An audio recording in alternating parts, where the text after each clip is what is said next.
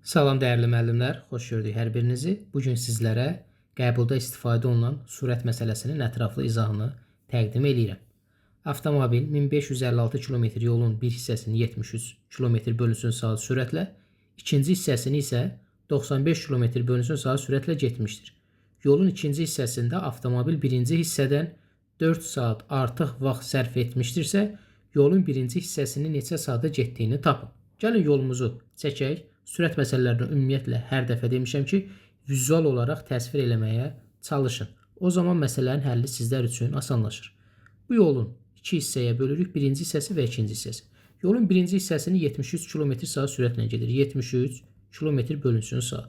İkinci hissəsini 95 km/saat. Tamam.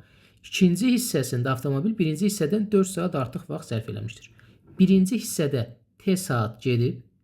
Mən bunu ikisindən də yazaram, amma zaman T ilə işarə olunduğuna görə adətən elə T ilə yazaq. Heç bir fərqi yoxdur. İkinci hissədə isə bundan 4 saat artıq T üstə gələk 4 saat. Hər bir şey hazırdır. Birinci hissədəki sürətim, birinci hissədəki zamanım. İkinci hissədəki sürətim, ikinci hissədəki zamanım. Sürət düsturumuz S bərabərdir VT düsturudur. Buna əsasən sürəti vuracaq zamana, yəni 73 T. Burada sürəti vuracaq zamana 95 vurulsun T üstə gəl 4. Yəni birinci hissədə gedilən yol, ikinci hissədə gedilən yolu tapdıq. Və toplayacağıq, ümumi bizə yolu verəcək. 1556. Buradan 73T üstə gələk 95T üstə gələk 380 bərabərdir 1556. 168T bərabərdir 1176. T də bərabər 7.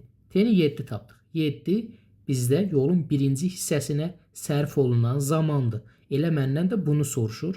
Doğru cavab Y variantı. Əgər məndən yolun ikinci hissəsinə nə qədər zaman sərf olunursa, T-nin üzərinə 4 gələrdik.